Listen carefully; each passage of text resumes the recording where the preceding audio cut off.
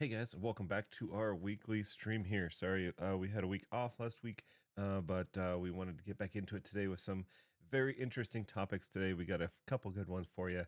We're going to talk about iceberg, which could be controversial. Yes, we'll talk about Three-Eye Atlas, which is a comet that's passing through our solar system. That's super interesting. 'Cause I love space stuff, but it does matter to a lot of us, as well as Venezuela, because that's a huge topic this week. So, without further ado, we'll go ahead and get into our first topic, which is icebergs. Yes. So basically, I saw this article. It was super interesting. It's talking about how a while ago, I forget how long ago, 1986, this huge chunk fell off and of the iceberg of Atlantis. I feel like Atlantis, Antarctica. Sorry, and yeah, which it starts. Yeah, it started breaking away in 1950, fully broke off in 86, and now it's splintering into smaller pieces. Which they claim, oh, could be the end of the world, right? Rising sea levels, all that kind of stuff. So, but it is just something that we need to keep aware of and be watching out for. Um, yeah, it says ice reductions like this won't raise the sea level, but a lot of other things that this could cause would make that happen. So um, it they said earlier this year, as you can see here, it was the size of Rhode Island, and it's shrinking fast. So you can kind of see in here in this picture. This is down there from where is that? Off at the coast of Antarctica. Yep. And this is the chunk, the iceberg that came off. So uh, I I don't know. I don't know what to believe exactly, but some people say it's a big deal. Some people say it's not. I am not a global warming believer. I think it is just climate change. It's cyclical climate change that this is causing, and unfortunately, if you're fed lies that people believe over and over again, more and more will believe it. So, um, just interesting news. I thought that was kind of interesting to hit it off. But the most interesting story that I wanted to talk about today, because I'm actually once we get actually decent weather here, I'm actually going to try and look at this myself. Is Three-Eye Atlas. This is something you guys have probably heard of. It is Three-Eye Atlas, and if you haven't, it's this comet that comet type thing. It's very long. It's long and thin, like cigar type shaped, and it entered our solar system. It does not come from our solar system, but it entered into our solar system from interstellar space, basically. And we're not sure exactly where it came from or what it's composed of. We're not, excuse me, concerned that it's going to hit us necessarily, but it is strange and it is something we can, we need to learn from. This was the same thing if you heard a few months ago, where we were concerned that if it went through a certain slot, basically through our solar system, when it came back in a few years, it could have a high potential for impacting Earth, but it missed that, and so it is not going to be a factor anymore. Now, we'll bring up a couple of stories that about this that are super interesting. And and this all started. Yes, one of the theories is it's an alien ship. I know it's kind of crazy, right? But a well-known scientist out of it was a NASA or something like that. I can't remember where they came from exactly, but they basically came out and said, "Well, this is definitely possible. It's an alien spacecraft," and it got everyone going crazy because you know everyone wants to believe alien spacecraft, you know, uh, and so that's why I brought up this article. It's got a cool picture, right? But yeah, could be an alien spaceship, but it's mostly like they say in the title. It's just fun to pretend, right? This is not actually like really the truth. I mean, it could be, but it's probably not. Um, what it's more than likely is some sort of comet. Now, the problem with that is that scientists are having issues determining what kind of comet uh, and its different properties, right? Because they're oh, that was interesting. Sorry, I didn't see that ad. uh, but the properties of a comet are pretty well known, right? they react in a certain way, they give off certain gases, they glow when they get close to the sun, they get a trail, all that different kind of stuff. Well, the problem is this three-eye atlas is doing something different in some aspects. It's not exactly the same. So it is spinning. It is oddly shaped like an asteroid or a comet could be, or sorry, a comet, not an asteroid. um, and it is doing some off gassing, but it is not in the same amount as we're used to. And for the size, also, I don't know if it lists the exact size that they think it is in here. Um, no, they don't. But it's not very big, right?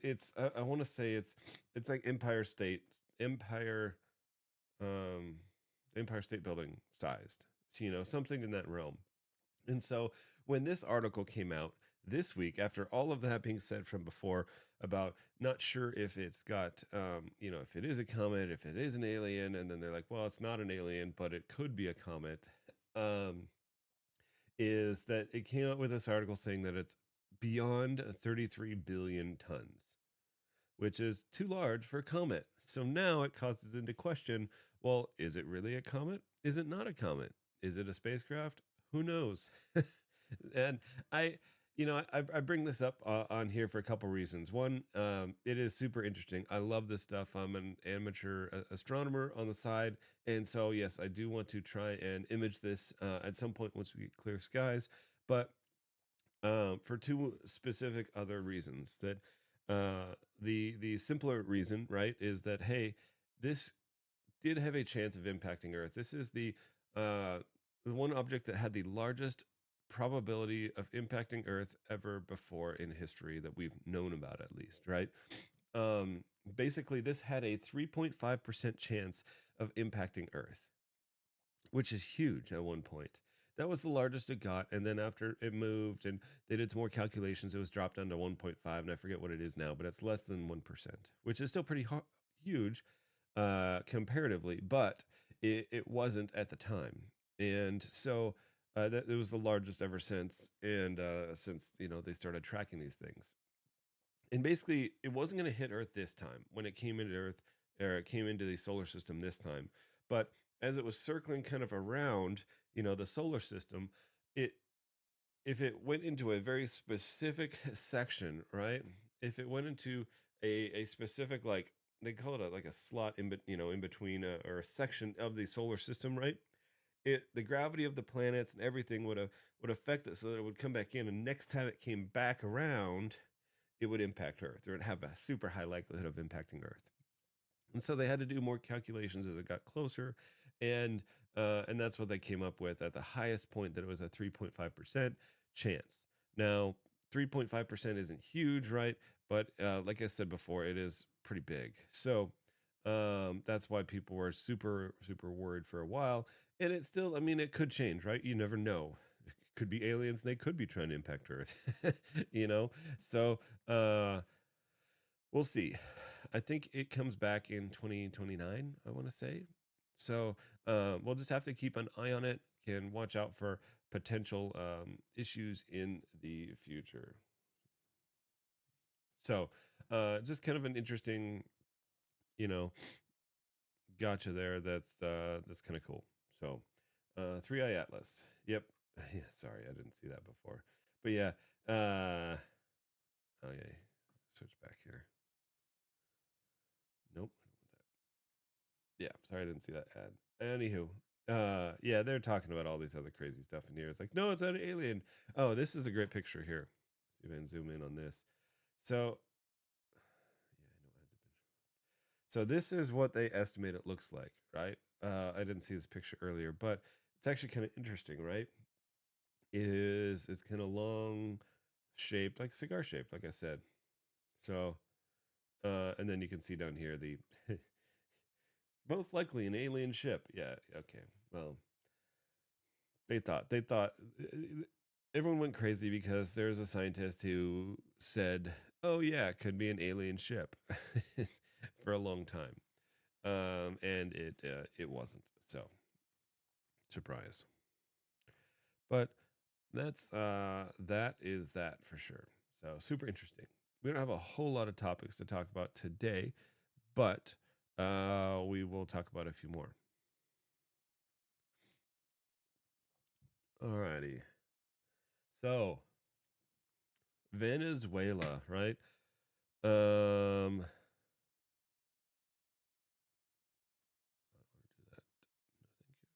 Venezuela. So, big topic, right? You guys have seen the drug boats. We talked about it 2 weeks ago in our last stream where they hit that drug boat. Pretty cool. Since then, they did it again. I don't know if I can find this second video while I'm talking to you, but um, they had hit a second drug boat, and they're continuing to look at other drug boats and look at everything. Strike second drug boat. Okay, and it could be a potential issue. So, oh, here we go.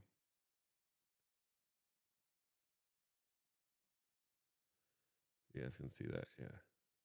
Boom. Nope, that was the first one. I just want the video. Anyhow, whatever. So, big picture here, right? Excuse me. They did hit a second drug boat, and I want to say a third, but I can't remember for certain. But it's causing a big stir, right? And there have been a huge movement of, I think there's a carrier strike group that was moved down into the Caribbean that was close to Venezuela, right?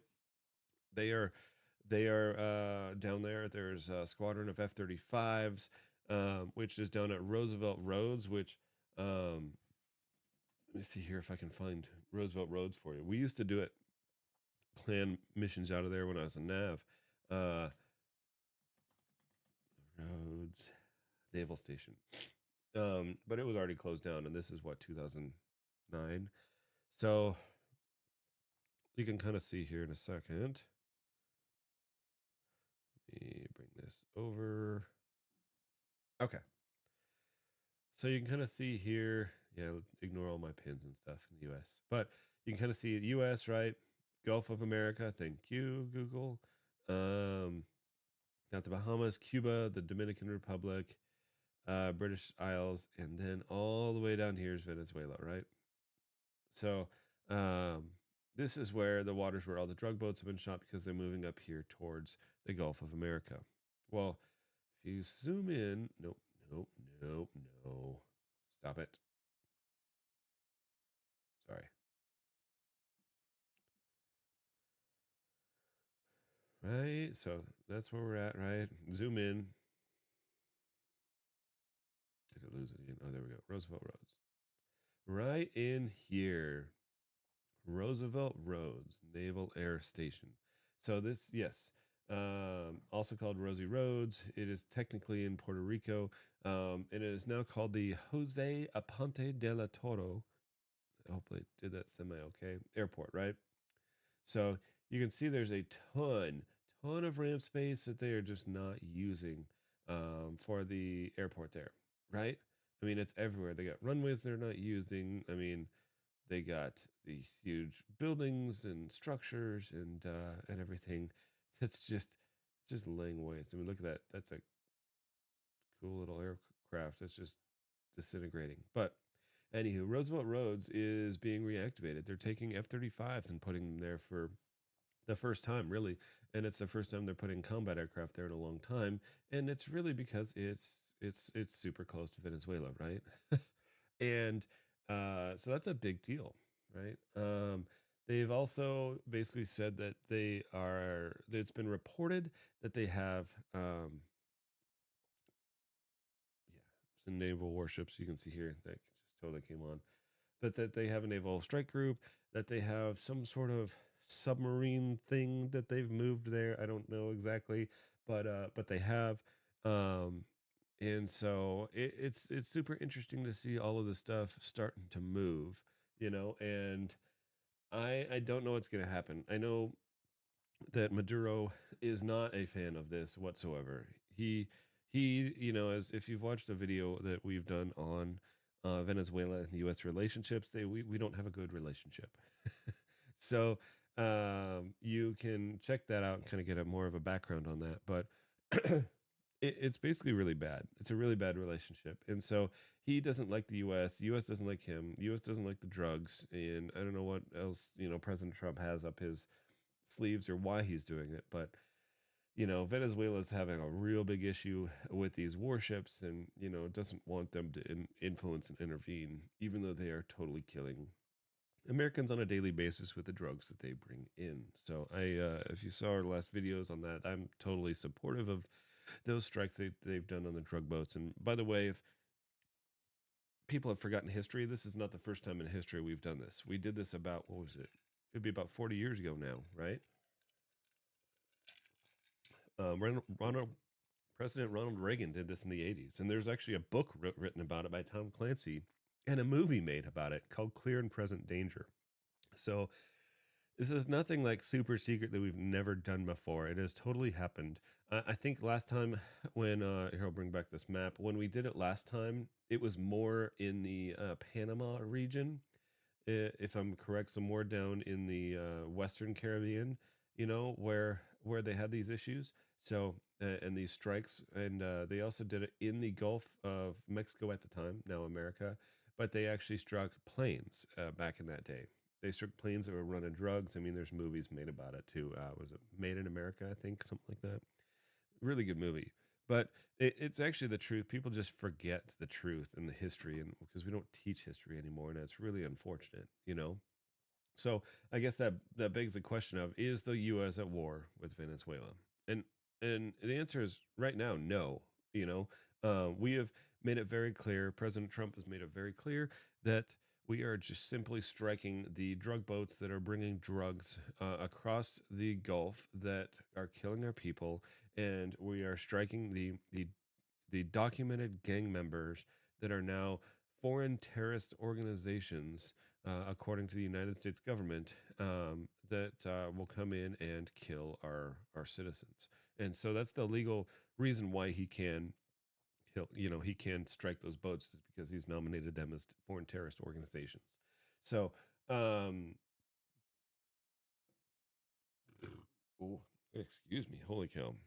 But so yeah, big deal, right? And this is my favorite quote down here. If you caught this, be warned: if you are transporting drugs that can kill Americans, we are hunting you. Hold on.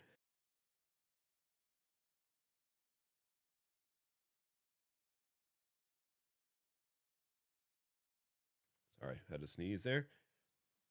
But they're basically saying, stop transporting drugs or we will kill you. So we are watching, and it's unclear what they actually hit them with in those videos before. I don't know exactly, but they are out there. You know what? I wonder if can we bring up. I don't think it would show anything, but I'm curious if you guys have heard of the website Flight Radar 24. So it's a yeah, green clothes. I know. It's a flight tracking software that you can use. I just want to go to the website. I don't want premium. And you can track aircraft like around the world. You can see it's pretty populated with things here. But let's see, where are we? Okay, Venezuela. So we can see here what kind of aircraft are flying. Now, I will say they don't usually show military aircraft. Sometimes they do, but most of the time they don't. So you have a business jet, Citation Ultra, nice. Curacao, so there should be ones going in there.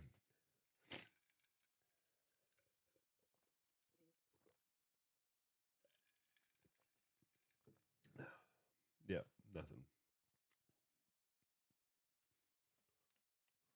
But this is a good website to keep in mind and to use, right? Because it'll show all the traffic and everything.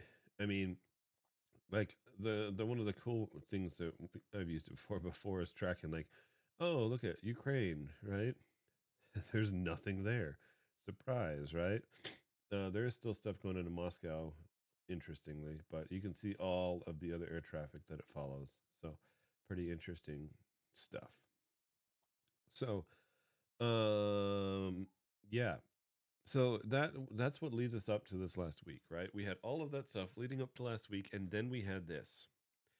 Hegseth is summoning top military commanders to Virginia, and no one knows why, right? So it's freaking out a lot of people. Um, and, you know, it could be for a number of reasons. So, right? So we'll talk about the number of reasons, right? There's, the conspiracy theory reason that I think is the most interesting, right? But there's also a couple other reasons. So basically, he's the Secretary of War. He can take. Ooh, Defense Secretary. They called it the wrong thing. That's interesting. AP News. Got it. So he called, I think, what, like 800 generals or something like that. Yeah. And admirals, which are generals of the Navy, and called them to a meeting. So the most obvious reason this could be is it has been known that Secretary Hegseth and President Trump have wanted to take down a bunch of generals. Right? They said it's too bloated. There's too many leaders in the fire. There's too much going on. They need to cut the fat basically by like 20%. They're going to cut 20% of generals is what they've said they wanted to do in the past, right? So, I mean, it could be that. It could be a meeting of the minds, like, hey, fight for your job and we'll see where this goes type of thing. Um, sorry, my allergies are crazy this morning. So that's kind of the most likely option, right? Is that it's just a meeting of people coming down there to figure out who gets to keep their job as general and who's going to retire. Because no one's getting fired necessarily; they're just going to be asked to retire. Um, so that's probably what's happening, right? Is they're meeting to talk about that in some respect. But the other more interesting topic is um, formulating war plans, right? We just got done talking about Venezuela, you know? So, and asking if we're at war with Venezuela. Well, let me just say, what if we are bringing all the generals together with the Secretary of War?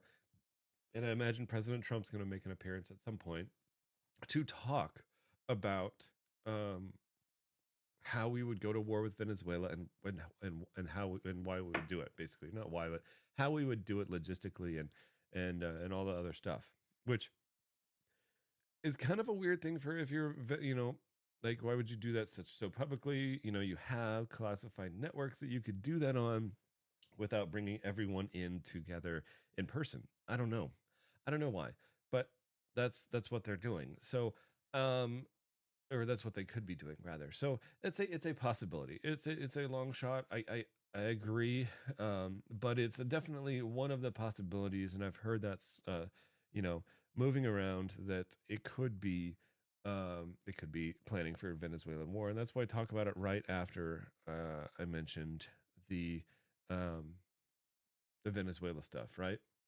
So I just think it's interesting. I just think it's super interesting and kind of odd, especially because they're not saying why. Maybe they don't want them to leave. They don't want generals to not show up, because they want them to see, they actually want them to come. And if they won't come, if they know they're going to get fired, I wouldn't blame them for that necessarily. So, it is definitely interesting. I don't know. We'll have to find out because I think they're supposed to meet on starting Monday, and it's supposed to be a multi-day like conference type thing. And as it starts happening, we should get a little bit more information. I would assume, at least if it's a firing event versus a Venezuela planning offensive event. So we'll see. We'll see. That I'm interested. Do we?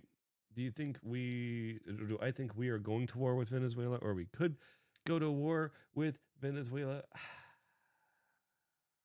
Why? Why would we? I don't know. You know, it doesn't make a whole lot of sense to me. So we shall see. We shall see. So hang tight 1 second. All right, guys.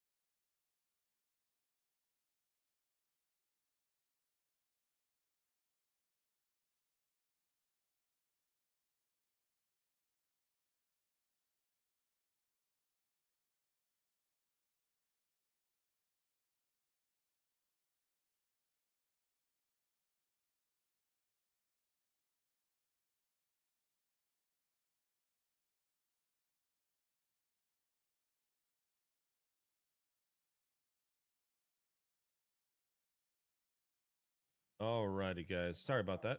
No, I don't want help. Holy cow. Anywho, I don't know. I don't think we're going to war with Venezuela. I think that'd be kind of stupid. A waste of resources, especially from a government that said we don't want to go to war. You know, we want to focus on our people, right? That's exactly what President Trump has said he wants to do, and so why would we go to war with him? I don't know. Doesn't make a whole lot of sense. But I think the warships are there. The F-35s are there just in case, as kind of a warning to Venezuela and Maduro, like, hey, don't mess with us, right? You should stop the drug boats, and we will strike them, but do not think about attacking us back. But anyhow, um, that's the big topics. Like, not a whole lot has happened this week in the world of stories that would be super interesting for here. I think because everything else with I think the world is just still settling down from the Charlie Kirk thing, and and so we're still kind of finding our, I hate to use the word, it's a terrible word, a new normal, after all of that. But I think that's the truth, to be honest. So we're kind of coming to a level ground. We're figuring out where we want to go. There's just a lot going on in the world, and we don't know where it's all headed, right? I'll take a quick, you know, glance through the news stories of things that may make a difference, but it's not a whole lot, Um, excuse me. All right. So that's basically it, guys. I not a whole lot of other news stories. I will take the opportunity to say that, yes, we need to be prepared. We need to be ready in case something happens. We need to be informed about the news going on so we can know if something is going to happen. And above all else, we need say that start over. We do need to be physically prepared, with food, electricity, power, water for our families in case something happens. But we also need to be spiritually prepared, and so don't leave that out. Don't forget to look to Christ, and as He is the only one that can truly save us, no matter what, even if there's war and a stuff hits the fan scenario. He is more powerful and can save us from that, and would take us to be with him after that. So that is my plug for today, and just keep that in mind. If you guys have any questions, please feel free to reach out, comment on these videos. I'd be more than happy to interface and talk with you guys about that if you so want to. But short day today, not very many stories, and our daughter has a soccer game here in a bit. So I truly appreciate you guys joining us today. It really does mean a lot. So we will. Oh, that's right. I was gonna do this. Sorry, I'll do this before I head out while I finish up. But I am going to start doing this where I show a preview of our. No, don't play yet. Do not play yet. Do not play yet. There we go. So, real quick, and then I'll be done here. But I wanted to do a preview of our video for next week, or for tomorrow, rather. And so that's kind of my, one of the reason why you should watch, because we're going to do a preview of the video. And this is basically how to harden your home into a fortress in 30 minutes or less. It's basically a few simple ideas and things you can do that will help your home become more fortified.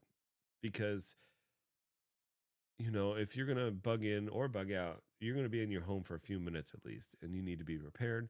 And you need to be prepared if there's a disaster, or you need to just be prepared for home invaders in normal California or wherever you're at. So it's always good to do this. So if you guys want to check this out, after this is done, the stream will be over for today. And if you miss it, we will see it tomorrow when it comes live. Thanks, guys. All right, friends, if you've ever watched one too many episodes of Cops or Home Alone and thought, wow, my home is basically made of paper mache and optimism, well, today's episode is for you. We're going to harden your home into a fortress. Yes, a castle of safety in about 30 minutes or less. And don't worry, you don't need to own a medieval moat or hire a fire-breathing dragon. we're sticking with practical, affordable, and effective steps that anyone can do today. Oh, and we'll have a little fun along the way because nothing says serious home defense like cracking dad jokes while holding a power drill. Most door strike plates come with screws about as short as a politician's attention span. Seriously, half an inch, maybe 1 inch long. Do you know what that stops? Absolutely nothing. A good kick and boom, the door's down. The solution? Replace those tiny screws with 3-inch screws. They anchor straight into the wall studs, making it harder for someone to just kick in the door. The cost? Just a few bucks. And the time? Only about 5 minutes, but the security boost is massive.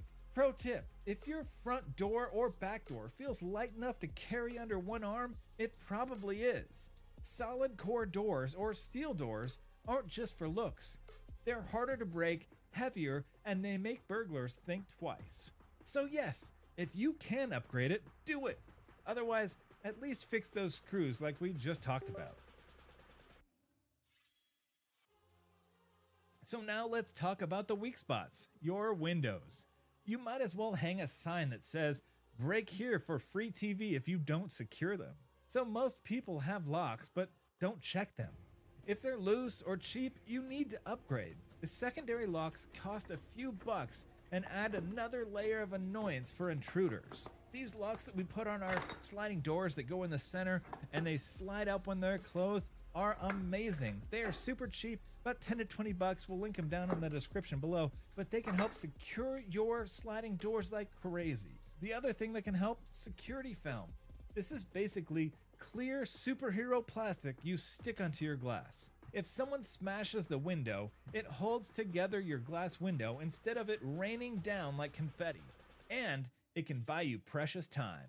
Bushes and landscaping. Well, trim those jungle bushes near your windows. Burglars love to hide behind them, so don't give them cover. If you really want to deter burglars, plant cactus or thorny roses under your windows. Free home security and landscaping in one package. Just remember where you planted before going outside barefoot. This one's fun because we're going Hollywood.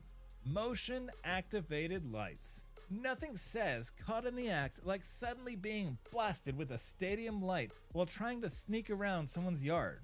Motion activated floodlights are cheap, fast to install, and they terrify raccoons and criminals alike. You also have security cameras. Cameras are your best friend. Wi-Fi cameras are now easy to set up and the footage goes straight to your phone. They're like tiny digital watchdogs that never sleep. You also have fake cameras. You're on a budget? Well, grab a couple of fake cameras. They look real, they blink little red lights, and half the time that's enough to scare people off. Pro tip though, mix them with 1 or 2 real cameras. That way you've got actual footage in case something does happen. It's kind of like mixing name brand chips with the generic ones in the same bowl. Your guests will never know until they taste the off-brand cheese dust. Think of your home like an onion, layered and occasionally capable of making bad guys cry. So for alarms and door sensors, a simple alarm system, even just a few chimes, lets you know if someone's coming. Just don't use Simply Safe. Make sure to check out my video up here and you'll see exactly why. For signs and stickers, alarm company stickers, beware of dog signs, and even if your dog is actually a teacup poodle named Mr. Snuggles, are all great deterrents. Now, neighborhood watch. Get to know your neighbors. They're a free set of extra eyes. And hey, bake them cookies. They'll be more likely to notice if something's off. Technology is awesome, but nothing beats good habits. Lock your doors, even during the day. Don't post on social media that you're on vacation until you're home. Keep valuables out of sight from windows. And hey, if burglars can see an 85-inch TV glowing from the street, that's not ambience, that's advertising. And that's your fault if you get that stolen. So to recap, we just hardened your home in about 30 minutes or less. Replace your door screws, secure your windows, light up your yard, add cameras, or fake ones if you're crafty, and practice smart habits. Will this make your home impenetrable like Fort Knox? No, but it will make your house way less appealing than those neighbors who still have builder-grade screws of doom. Remember, security is about buying time, creating layers, and making your home the hardest target on the block. So stay safe, stay smart, and if you want to see me install 3-inch screws while making more terrible dad jokes, hit that subscribe button. Thanks for watching. Go forth and fortify. And now my kids need me outside the door.